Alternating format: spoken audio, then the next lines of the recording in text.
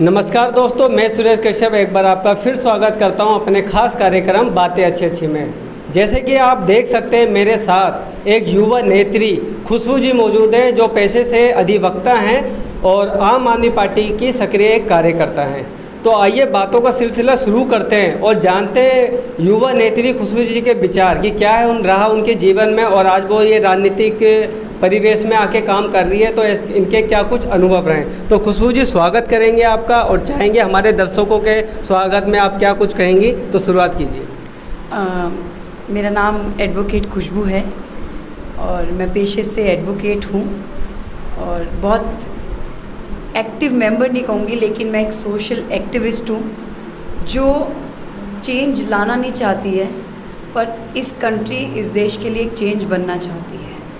तो खुशबू जी, आप तो अधिवक्ता हैं और देखते हैं कि युवा वर्ग राजनीति में बहुत ज़्यादा दिलचस्पी नहीं लेता है, लेकिन अधिवक्ता से सीधा राजनीति के अंदर आप आए, मतलब क्या सोच रही है आपकी? देखिए, मैंने मेरी schooling Victoria girls senior secondary school Delhi में की थी और तब से ही मैं राजनीति में बहुत इंटरेस्टेड थी। स्कूल में भी बहुत राजनीतिक चीज़ों में रही हूँ मैं, और धीरे धीरे करते मैं हेड गर्ल भी बन गई स्कूल की, जिसमें मुझे सबसे ज़्यादा वोटिंग दी गई थी। उसके बाद कॉलेज में आई, कॉलेज में भी मेरी राजनीति थी और शुरू से मन में रहता था। डिबेट में बहुत अच्छी थी, काफ़ी पार्लियामेंट्स में मैंने अवार्ड्स जीते हैं, जो यूथ पार्लियामेंट स्कूल में ऑर्गेनाइज होता है। स्कूल से काफ़ी डिबेट्स भी किए हैं और कॉलेज से भी काफ़ी डिबेट्स में मैं इंटरेस्टेड रही हूँ। कॉलेज में भी फाइनल ईयर में आके मुझे पोस्ट मिल गई थी और पूरा कॉलेज, पूरा स्कूल लाइफ सब जानते थे कि मैं डिबेट में बहुत अच्छी हूँ। मुझे आर्ग्यूमेंट्स करना और आर्ग्यूमेंट्स को जीतना बहुत पसंद है, और ये सब आता जब मैं लोगों के इंटरव्यू एज अ राजनीतिक इंटरव्यू सुनती थी। शुरू से भी इंटरेस्ट रहा। और दूसरी बात, माँ बाप जिस तरह से मुझे बड़ा किया है, उनके रगों में खून दौड़ता है राजनीति का, तो वो खून मेरे अंदर भी आया। तो खुशबू जी, ठीक है, आप तिमारपुर क्षेत्र से ही आपका बचपना बीता होगा और पुराने समय में हमने आपके पिताजी से भी बात की तो काफ़ी कुछ समस्याओं से घिरा जीवन जिया है। क्या कुछ यादें हैं, क्या कुछ बताना चाहेंगी? जी, मुझे याद है जब मैं 5 साल की थी तो अपने पापा के साथ मैं, मम्मी, पापा रिक्शे में जा रहे थे और स्कूल में पूछा जाता था, जैसे जैसे क्लास बढ़ी, सेकंड थर्ड में आई तो मेरे से पूछा जाता था कि बेटा आपके पापा क्या करते हैं। और जब मेरे से ये पूछा जाता था तो जब भी पूछा जाता था हर बार मेरा एक जवाब अलग तरीके का होता था। कभी कहती थी पापा रेडी लगाते हैं, कभी कहती थी पापा मजदूरी करते हैं, मतलब एक स्थिर जवाब नहीं था। जबकि मेरे खुद के फ्रेंड्स, उन किसी के पापा की दुकान थी, किसी के पापा प्रॉपर्टी डीलर थे, तो मैं सुनती थी और ऐसे ही ये बात मुझे चुभी। और एक दिन चलते चलते पापा से मैंने बोला कि पापा, मुझे एक बात बहुत चुभती है, जब मेरे दोस्तों को बोला जाता है कि आपके पापा क्या करते हैं और उनका जवाब होता है मेरे पापा बिजनेसमैन हैं, मेरे पापा की दुकान है। और पापा, जब मेरे से पूछा जाता है कि आपके पापा क्या कर रहे हैं, तो मेरे पास एक स्थिर जवाब नहीं होता है, जो कि मुझे बहुत चुभती है। और वो दिन था और आज का दिन है कि इस बात ने मेरे पापा को एक जागरूक किया और उन्होंने अपनी वकालत शुरू करी। बहुत सी गरीबी हमने देखी, मैं भी उसकी एक पार्ट रही हूँ। जब हालत ऐसी थी कि घर भी नहीं था अपना, रोटी चीनी खाते थे, पीने को दूध भी नहीं था, पानी भी पड़ोसी से मांग के पीते थे। लेकिन कहते हैं ना, जब देने वाला देता है तो छप्पड़ फाड़ के देता है, लेकिन उसमें भी नीयत हमारी साफ़ होनी चाहिए। इसी तरह ये छोटी छोटी बातें थी जो मेरे पापा को जागरूक करी। पापा वकील बने, इसी तरह मम्मी आगे बढ़ी, उसी लाइन पर मैं आगे बढ़ने लगी अपनी ज़िंदगी में। आपके पिताजी खुद वकील बने, तो उसके बाद आपके जीवन में, मतलब आप खुद चाहते थे वकील बनना या फिर पापा चाहते थे कि आप वकील बने? जी देखिए, वकालत मेरा एक अपना ऑप्शन था, मेरी एक चॉइस थी, इसमें पापा का कुछ भी नहीं था। मुझे इतना खुला ऑप्शन था कि आपको लाइफ में जो करना है आप करें। और बहुत से, जब मैं 6th में थी तो मैं वॉलीबॉल स्टार्ट करा मैंने खेलना। आते आते न्यू स्पोर्ट्स में ऐड होती रही, स्कूल में ऑलराउंडर बन गई, स्कूल में स्पोर्ट्स हेड गर्ल बन गई और फिर लगा अब मैं स्पोर्ट्स में आगे जाऊंगी। लेकिन फिर एक दौर आया जहाँ मैं म्यूज़िक में इंटरेस्टेड हो गई, फिर मैंने हारमोनियम बजाना सीखा, फिर बहुत सारे इंस्ट्रूमेंट सीखे, जिसमें लगा नहीं अब मैं म्यूज़िशियन बनूंगी। फिर एयर हॉस्टेस देखती थी तो लोग कहते थे आप सुंदर हो, एयर हॉस्टेस बनो, तो दिमाग में आया एयर हॉस्टेस बनूंगी। लेकिन एक दिन ऐसा आया जिस दिन मैं अपने पापा से मिलने गई और वो वकील अपनी कुर्सी पे बैठे हैं। मैंने जजेस को देखा, छोटी छोटी उम्र की लड़कियां जज है, उन्हें क्या इज़्ज़त मिलती है, इस समाज में जज वकील क्या इज़्ज़त पाते हैं। उस दिन एक बात मैंने सोच ली, आज से मैं वकालत ही करूँगी। तो खुशबू जी, आपके पिताजी का एक संघर्ष रहा है, आपकी मम्मी जी एक राजनीतिक जीवन को बहुत अच्छे जिए, तो काफ़ी मगर राजनीतिक षड्यंत्र भी राजनीति के साथ चलते हैं। क्या कुछ आपने देखा और पाया और क्या कुछ सीखा उन चीज़ों से? जी सीखा मैंने बहुत कुछ सीखा। सबसे पहले ये है कि हर चीज़ जीतना ही नहीं है। ज़िंदगी में संघर्ष जब तक नहीं होगा उस जीत का मज़ा नहीं होगा। मैंने मेरे पेरेंट्स को बहुत स्ट्रगल करते हुए देखा है। मुझे याद है मैं बैंगलोर में पढ़ाई कर रही थी, मैं 3-3 4-4 दिन बात नहीं कर पाती थी। मेरी बहन 102 103 बुखार में रहती थी, लेकिन मेरे माँ बाप सिर्फ समाज सेवा में लगे रहते थे। ये भी दिन, ऐसे भी दिन आए हैं जहाँ पे मैं तरस जाती थी कि मेरे को 10 मिनट तो दे दो, जहाँ पे मैं तरस जाती थी पापा आप लोग इतना पूछूं कि आपने खाना तो खाया।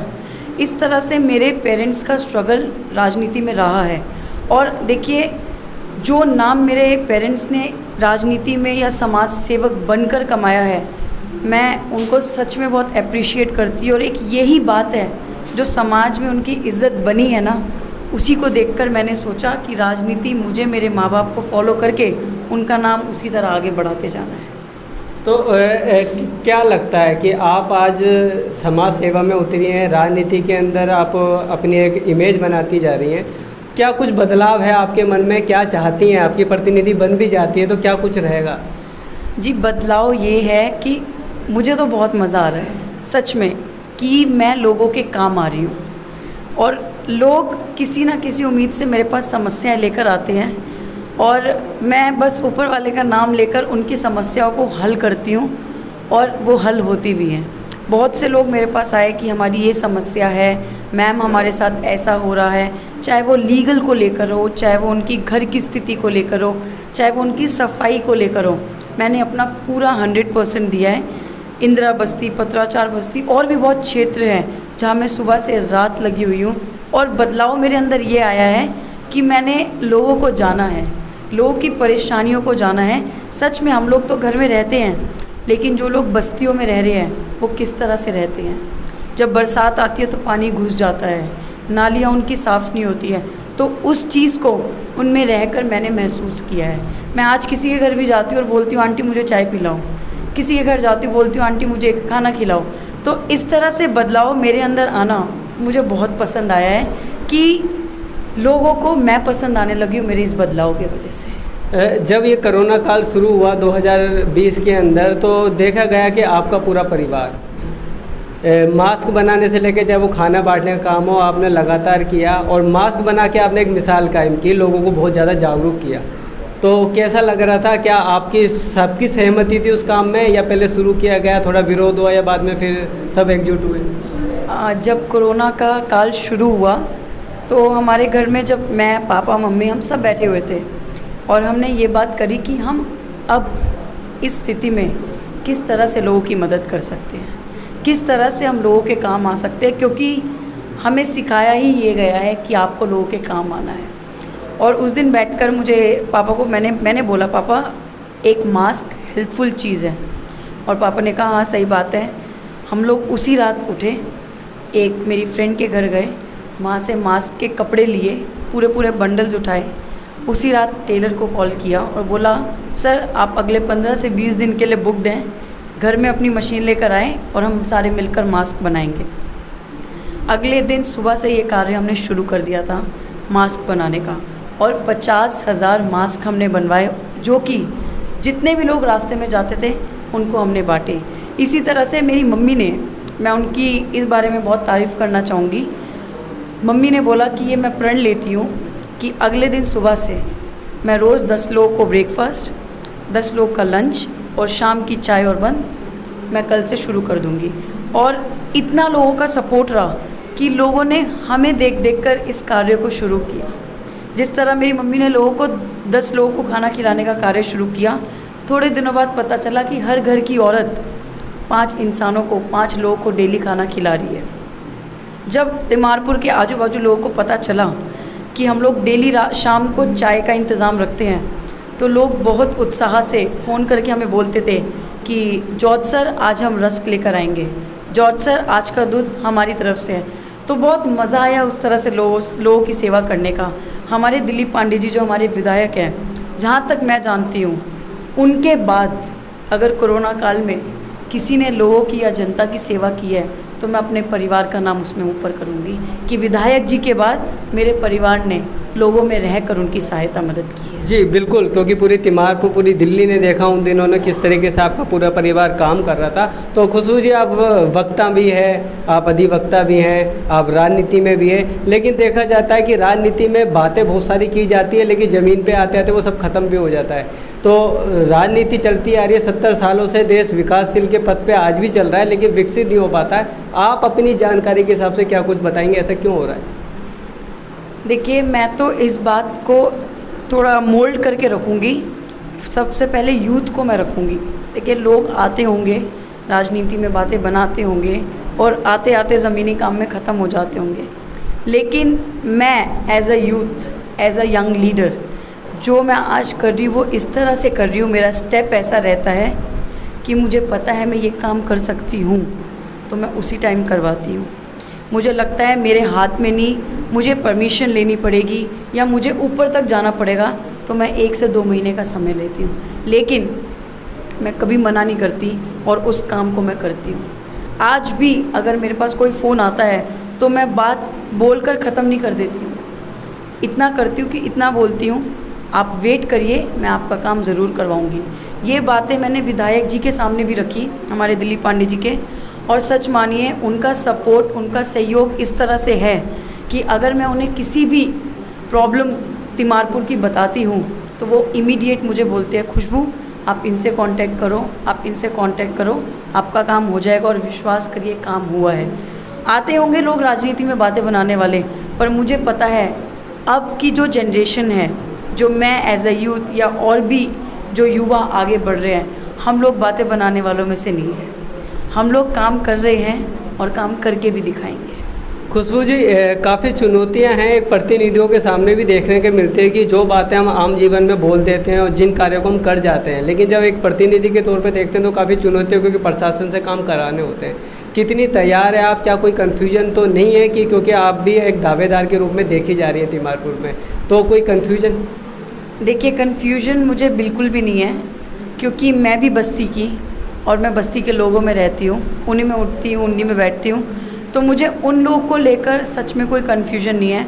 मुझे मेरे काम पे भरोसा है, मुझे मेरी पार्टी पे भरोसा है, मुझे मेरे विधायक पे भी भरोसा है, दिल्ली सरकार पे भी भरोसा है, क्योंकि जो जनता है वो हमसे इतनी ही उम्मीद रखती है कि हम उनके कामों को करवाएं।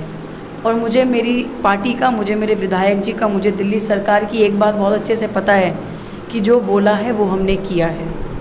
कन्फ्यूजन जब होती है जब हम लोग तैयार नहीं होते हैं, लेकिन मैं पूरे तरीके से, मेरा कॉन्फिडेंस, मेरे साथ के लोग, मैं इस तरह से तैयार हूँ कि कन्फ्यूजन का सी भी मैं अपने आगे लेकर नहीं आती हूँ। मैं बिल्कुल ओपन माइंड से हर कार्य के लिए अपने क्षेत्र के एज अ प्रतिनिधि बिल्कुल रेडी हूँ।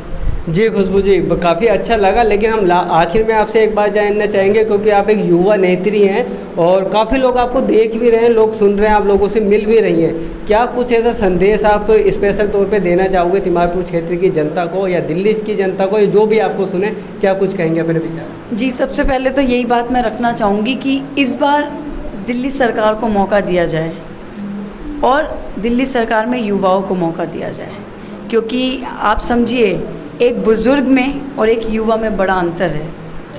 बुज़ुर्ग और युवा में अंतर ये है कि युवा बहुत एक्टिव रहते हैं, बुज़ुर्ग बातों में रह जाते हैं। चाहे वो कोई भी हो, मैं हर पार्टी को लेकर नहीं बोलूँगी, पर जनता को लेकर बोलूँगी। अगर युवा की बात की जाए तो युवा टेक्नोलॉजी से वेल अवेयर है, सोशल मीडिया जो आज की बुनियाद बन चुकी है उससे अवेयर है।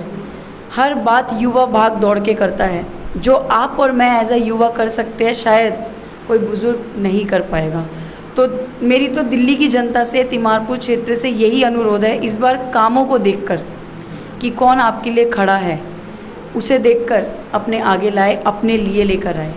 और जनता को भी यही आग्रह करूँगी कि इस बार युवाओं को सबसे ज़्यादा मौका दें। और देखिए कि युवाओं के आने से हमारी दिल्ली सरकार, हमारे दिल्ली में क्या बड़ा बदलाव आता है। तो मतलब जो बुजुर्ग और वरिष्ठ जन है वो आशीर्वाद दें और अपने अनुभव से परिचय कराएं, इतना उनका काम। जी, अब तो मुझे लगता है कि बुज़ुर्गों को बैठना चाहिए चाय पकौड़े लेकर और सिर्फ आशीर्वाद का हाथ हम युवाओं पे रखना चाहिए। और जहाँ लगे, क्योंकि वो बड़े हैं, उनको आप लाइफ में एक्सपीरियंस बहुत है, लगे कहीं गलत है तो हमें ज़रूर से गाइड करें। लेकिन इतना ही कहूँगी, अब समय युवाओं का है और युवाओं को ही मिलना चाहिए। चलो आखिरी सवाल में एक छोटा सा सवाल जरूर लूँगा कि तिमारपुर क्षेत्र के अंदर एक बहुत बड़ी संख्या के अंदर टिकट की दावेदारी पेश की जा रही है, क्या लगता है, आप एक युवा के लिए आप बोल रही हैं कि युवा को मौका मिलना चाहिए और दिल्ली भर में मौका मिलना चाहिए, क्या लगता है, क्या ऐसा होगा? मुझे पूरा यकीन है कि इस बार होगा। क्यों? क्योंकि एक युवा ही ऐसा है, अगर मैं एक एग्ज़ाम्पल दूं तो इंसान रीढ़ की हड्डी के बिना सीधा कभी नहीं हो सकता। और हम जवान, हम युवा इस देश की रीढ़ की हड्डी है, और हम ही सीधी नहीं होगी तो हमारा देश, हमारी दिल्ली, हमारा घर, हमारी जनता कभी सीधी नहीं होगी। तो मैं इतना ही कहना चाहूँगी कि ये रीढ़ की हड्डी को इस बार सीधा किया जाए, तब देखिए हम दिन प्रतिदिन हमारा देश, हमारी दिल्ली कहाँ से कहाँ बढ़ती है। जी बहुत खूब। तो खुशबू जी की बातें आपने सुनी, उनके विचार से आप अवगत हुए और कहीं ना कहीं हकीकत में जो हम बताएंगे कि वाकई में एक रीढ़ की हड्डी अगर सीधी रहेगी तो पूरा शरीर सीधा हो जाएगा।